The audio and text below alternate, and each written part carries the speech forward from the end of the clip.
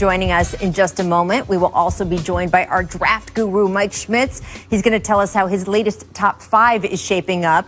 And there's this from last night. LeBron James given a flagrant 1 for this contact with Joel Embiid. Now, after the game, Embiid said LeBron should have been ejected. Is that BS or real talk? Our guys will weigh in on that. First, though, when you score 47 points in an NBA game, it is supposed to be a good night. But good nights have been hard to come by for Bradley Beal or the Wizards these days, and last night was no exception. Yes, Beal scored 47, including 6 three-pointers to go along with 6 assists and 4 steals. But the Pelicans' Zion Williamson and Brandon Ingram each dropped 32 themselves to hand the Wizards yet another loss. Washington now has the worst record in the NBA, and there are a lot of reasons for that. The franchise has been more wrecked by COVID issues than any other team. Starting center Thomas Bryant suffering a devastating season-ending torn ACL, and trading John Wall for Russell Westbrook has not, at least so far, paid off. But the bottom line result is that Beal, the NBA's leading scorer right now, keeps turning in spectacular performances, and the Wizards have not been able to turn that into any momentum. Here is what Beal has done in the team's last 6 games, and look at the win-loss column next to each effort. Now you can zoom out to the past 2 years overall. Washington has lost all 10 of the last 10 games in which Beal has scored 40 or more. That's the worst such streak ever in the entire 75-year history of the NBA. So it's probably not a surprise that toward the end of last night's game, the cameras caught Beal looking pretty fed up. He would later say he was just upset about this particular loss. He added he wants to be more careful about his body language. But then his wife tweeted this, quote, "sick of it," fueling speculation all over again that Beal might indeed be exasperated enough by the whole situation to ask for a trade. So what is Brad really thinking? Here was the man himself after the game. We have to be better defensively, accepting those challenges, stop turning the ball over, getting our guys back healthy. So it's a lot for us to do in order for us to really turn this thing around. But our confidence is still high, like G said. We can't have the mindset of being 3-11. So come Friday, we got another tough. In a quick second, are you frustrated? Is the sky blue? My man. So Beal is frustrated, but as you can see there, still sounds pretty committed to trying to make this work. And I know our first guest today, Scott Brooks, just as frustrated by all those numbers I read off as Brad is, and also frustrated by the fact that forget any regular practices, Scott, you have barely been able to get your team in one place so far this season. So welcome in. We really appreciate you being with us today. And I just want to start there to give some perspective to why it has been so hard to win basketball games of late. You guys went through a stretch of 6 postponed games due to COVID. But even before or after that, you and I talked about a week ago, it's been hard to even know who's going to be on the roster day to day, right? I agree with you, Rachel. Thanks for having me. Yeah, and the sky is blue. We're all frustrated. And I know Brad. Brad is a winning basketball player. He's been as competitive as any guy I've ever coached or even played with. And he's frustrated like we all are. And all family members are. All of our families. We're invested in this. And it's been tough. These are things that we cannot control. And it all started basically with that Miami game. That morning, Russell Westbrook was going to be out with a quad injury. They told me, Brad, about an hour before the game that he's going to be out because of contract tracing. And then a minute into that game, Thomas Bryant hurts his knee and he's out all year. And then after that, it seems like every other day we had a player in the protocol, health and protocol with the COVID. And it's like 7 players there. And we didn't practice for like 9 days. Didn't even see our guys. I only saw them occasionally in the parking lot when we were doing our testing. Oh, wow. and then when we did practice for 3 days, we only had 8 guys. And then we start the trip on a three games in 4 nights. Brad has been leading us, and unfortunately, a lot of the things that happen to us we can't control. But we do have some, there's some light at the end of the tunnel. We should have maybe 3 to 4, maybe even 5 guys back next game. So that's good to hear. It was, we got into our trip last night, like 4 a.m., and I could not wait to get to the practice site. I get to see those 5 or 6 guys practice. So things are going to be looking up. But yeah, frustration, everybody is. We all are. Yeah, and look, I know you're as aware of the numbers as we are. I know you guys dive into those even more deeply. The effort that Brad is turning in, he's not just putting up these incredible performances. He's positive in plus minus, which is almost impossible given what else has been going on. I mean, it's crazy how efficient he has been, and yet it is not translating into winning. What conversations do you have with him along the way to keep him engaged in that situation? I just keep telling him, keep leading us. It's hard to lead a team that's, with all the things that has happened to us, but he has, and to his credit, he has led us. And he's, like I said, he's a winning basketball player. He impacts winning. We're not winning right now. And if we were, he would be in the MVP talk right now. But, he's a guy that believes in what we're doing.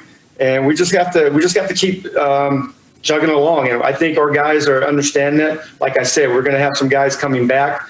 Things are going to be starting to look up for us, but Brad is a big part of what we do, and I couldn't ask for a better guy to coach. Yeah, I mean, he is the NBA's leading scorer right now, and as you note, he is so team-oriented, he is loyal, he doesn't pop off and cause a lot of problems for you that as a coach you have to come back and try to fix, and that's the kind of guy that, frankly, a lot of teams want. The NBA is a competitive business.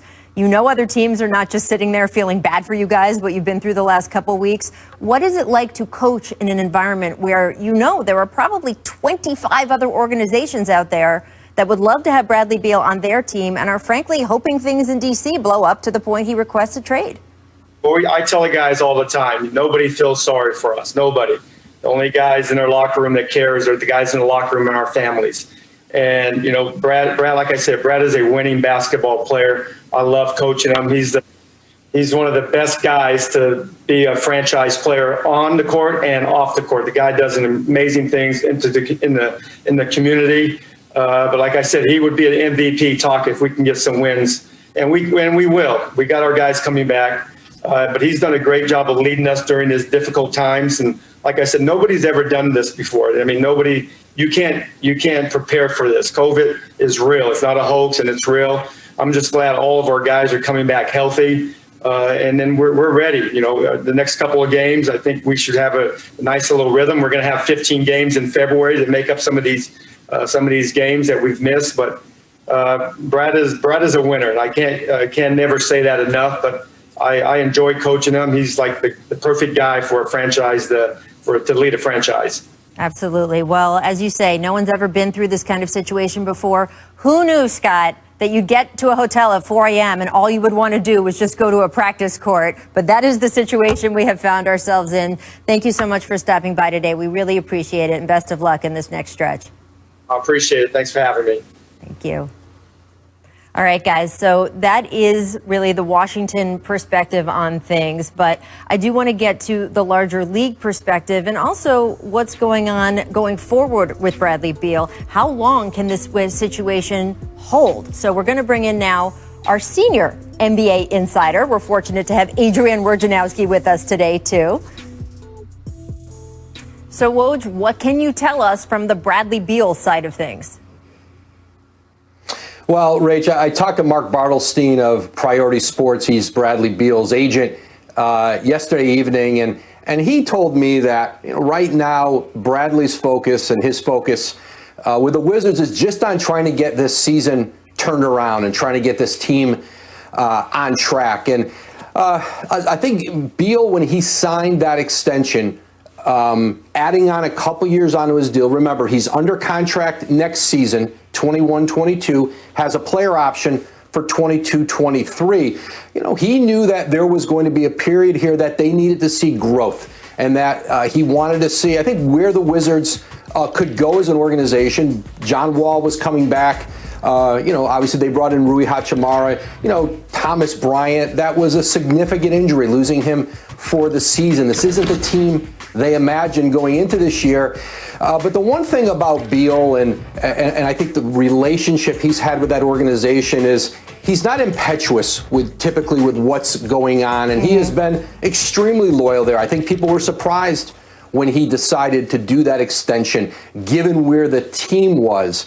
Now, the trade deadline is March 25th, and so that's less than 2 months away right now. And there's been no indication, and you talk to other teams who are all over the league monitoring the Beal situation closely and looking for any inkling to think that he might be coming available. And teams typically will know before anybody else does. Before we even report it, they will know that there's an opening there, and none of them sense that now. And so I think for Beal, listen, things change, but right now, trying to get this team back on track.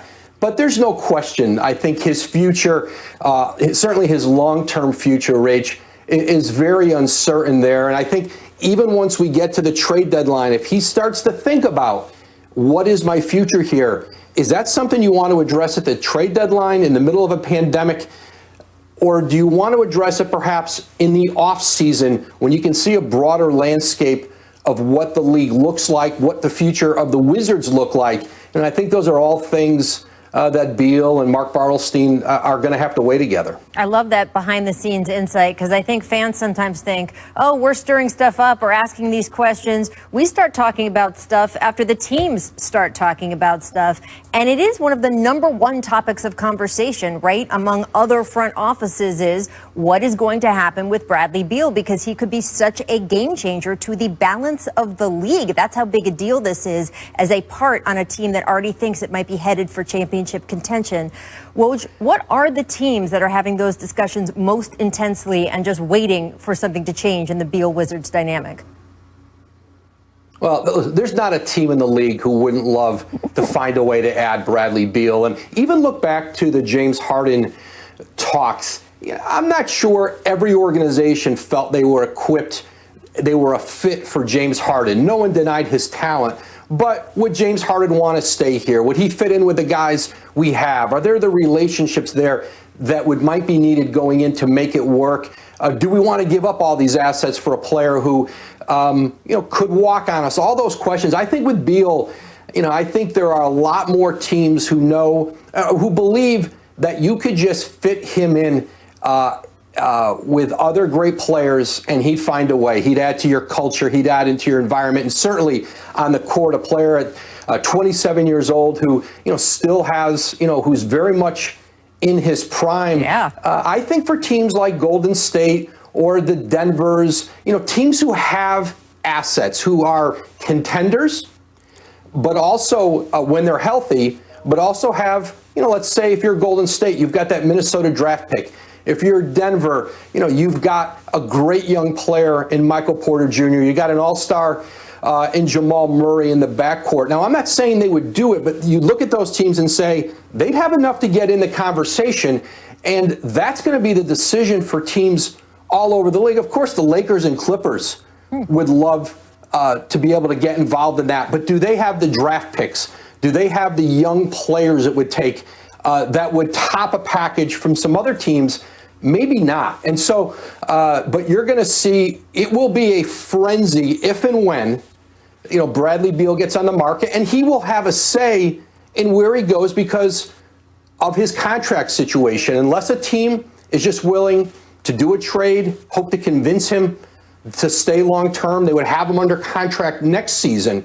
But that's pretty risky for somebody who might be having to give up multiple. You will be giving up multiple first-round picks, probably your best young player. So I think those are all considerations for teams. But boy, I don't think there will be many who aren't going to make a call and sit and brainstorm and try to figure out, could we get Bradley Beal if he becomes available? So fascinating. The entire league watching Washington, D.C. right now. Well, thank you so much for joining us. We will see you back here soon enough. Thanks, Rach.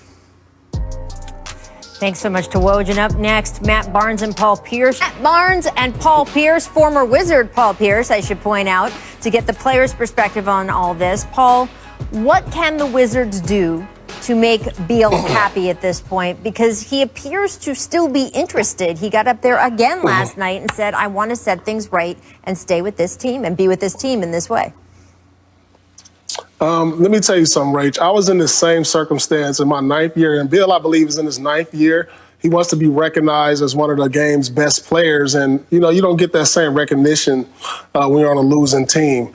And so I really clearly understand this frustration, but I think they have to play out the year, and then after the year, reevaluate things, because that's the same thing that happened to me. I was at the boiling point where I was ready to get traded if we didn't do anything. then Allah, here comes Kevin and Ray in my next year. So I'm not sure if they're capable of doing that, bringing in those type of players the following year. But I truly understand his frustrations. And if they can't do anything by the summer, I would really suggest trying to trade them and get younger assets and give Bill at least an opportunity to be recognized as one of the game's best players on a contender. I love Scott Brooks. I almost kind of felt bad when he was telling his stories, but similar teams have gone through similar issues. Bradley Beal's a consummate pro on and off the court. But in my eyes, anything short of getting KG and Ray, which that ain't happening at the end of this year, the only thing to make Brad happy is you got to trade him. I feel like I've been saying this for the last 2 years. Tremendous talent.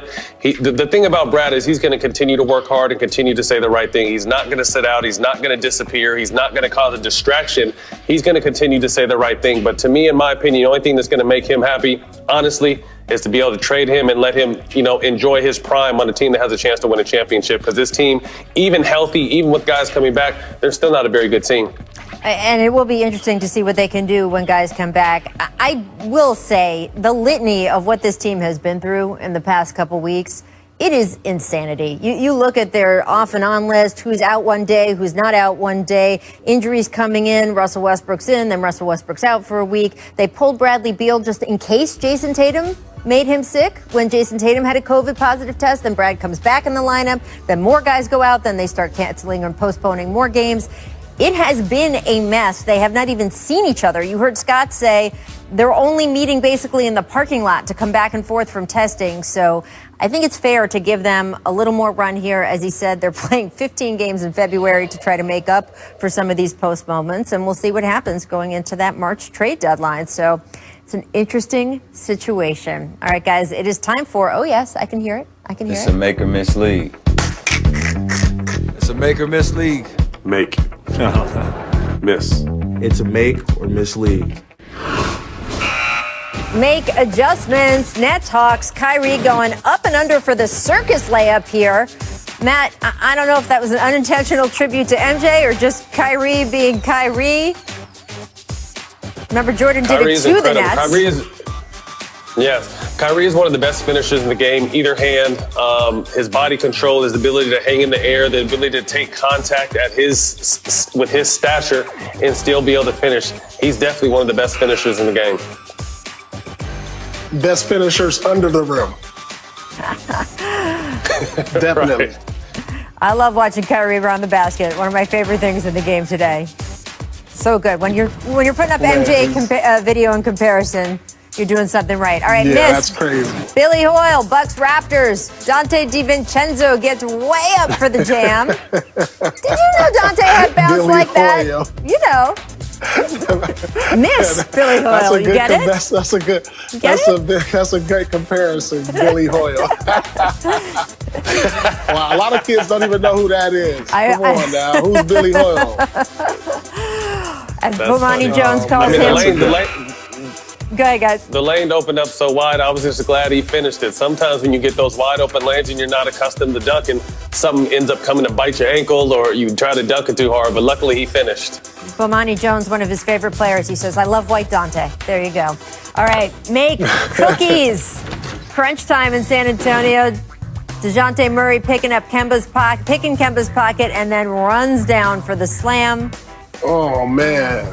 Matt, Kemba's still trying to get his rhythm. He is, right? I mean, he's only been back a few games. You're not going to see that probably the rest of his career with the clock winding down, with a chance to put the game on ice or tie the game. I mean, you're not going to see that much from Kemba Walker probably the rest of his career.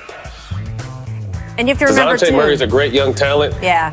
Got a chance to see him in Seattle when he was in high school playing against Jamal Crawford, and he blew me away. So it's no surprise that he's continuing to elevate his game in the league. It is amazing. You know, Jason Tatum was saying last night, because he was out with COVID, that this is the first time they've kind of all been together in a while. And you saw that last night, Paul. You're right. All right, missed assignments after a Heat turnover. Jokic diamond up Gary Harris with the football pass. How does this happen off an inbound, Paul? Listen, I'm going to have something to say about the Miami Heat later in the show, but that's not a good sign for the Miami Heat when they give up a made basket They make a basket, and then it took Jokic like 10 seconds to take the ball out, and he still threw a long pass for a layup. That's not a good sign for Miami. Coaches hate this. Coaches absolutely hate it. Oh, they hate it. It's bad. All right, guys, LeBron awarded a flagrant 1 after this foul on Joel Embiid. Should he be ejected? In the past with me getting flagrant fouls really for nothing. When you compare that to the one that I got, which I thought I didn't hit him. I didn't elbow him. I might have touched him, but I don't think he deserved the flagrant. If you're going to compare those two, those are tough plays, and I just thought, should have been a flagrant too. So welcome back to The Jump. I'm Rachel Nichols, still joined by Matt Barnes, Paul Pierce. And guys, that was Joel Embiid talking about LeBron's hard foul on him last night in comparison to his foul on Anthony Davis. Paul, do you think Joel has a point? You know what, Rach? I come from a different era. To me, that wasn't even that flagrant. I mean, I thought LeBron really put his arms out to prevent him from getting dunked on. It wasn't like, I thought Joel just kind of fell bad. And since he fell right on his back, it made it look worse than it really was. So in my eyes, in my era, that's not even a flagrant. And so I don't know, but it's a different league today. And, if you fall hard or you yell or you put your hand over your eye, it's a flagrant these days. No, I completely agree, and I've had my fair share of flagrants and flagrant twos. And to me, when you guys said hard foul, I didn't even think it was a hard foul. I think the situation was that Embiid was just off balance, and like I said, LeBron didn't do a full push motion. He just put his hands out to kind of embrace himself because he knew he was about to get dunked on, but Embiid was off balance. So, a flagrant foul in today's game, I understand, but definitely not a flagrant two by any means. Yeah, it's interesting. Doc Rivers, your old coach, Paul, agreed with you. He said, first of all, LeBron is not a dirty player, according to Doc. And he also said it was just a physical play. Doc said they had to call it a flagrant. But he said all the flagrants tonight, and that includes Embiid's, by the way. Doc said, you get a flagrant for anything these days, basically. It was just, to his point, it was sort of the same thing as yours, saying, hey, back in the day, we just called those hard fouls. I think one of the things that frustrated Joel was the sort of discrepancy, right? So he gets called for that call on AD, and he sort of feels like, well, okay, what happened here was worse or just as bad or anything like that. But it is true. It's a different game, gentlemen, than when you guys were in your prime. I'm just saying that. I want to stick with this game, though, and focus on the Sixers. Paul, what did you learn about Philadelphia after that win over the Lakers? You know what, Rachel, truthfully, I haven't learned much. And this is why. Because, yes, they've gotten better because I think they've gotten better coaching. And I think Embiid came back a better player.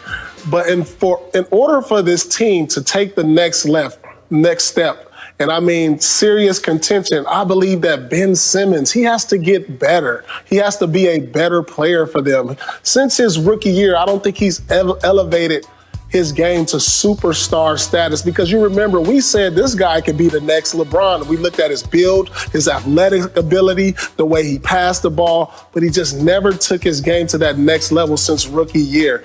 Yeah, they'll be better because they have better coaching, better discipline, but I didn't learn much. You learn more about teams once they get in the playoffs, because right now, I think the Celtics don't sweep them. The Sixers win maybe 2 games. That's probably what I learned. Still early in the season, so it's hard to really tell, what a team is about. What I do love is I feel like Doc has empowered these guys and have them believing in themselves. And I agree with Paul to an extent. I think, we haven't seen the jump from Ben that we thought we were going to see after his, first couple great seasons. But we see Embiid playing at an all-star level. Ben Simmons is right around that triple-double. But to me, if Tobias Harris can be this consistent guy that he's been of late, he had a great season with Doc in L.A., and now he's out there playing very confident, and they always needed someone to fill that Jimmy Butler role. Although Jimmy wasn't there long, he was the guy down the stretch that made plays for everyone else and hit big shots. And Tobias is that talented, and he's the highest paid player on that team. So Tobias has had a great season. I think Doc has empowered him, and if he could be their go-to guy at the end to be able to hit big shots, I think Philly's going to be all right. Yeah, I mean, that is a huge difference for them.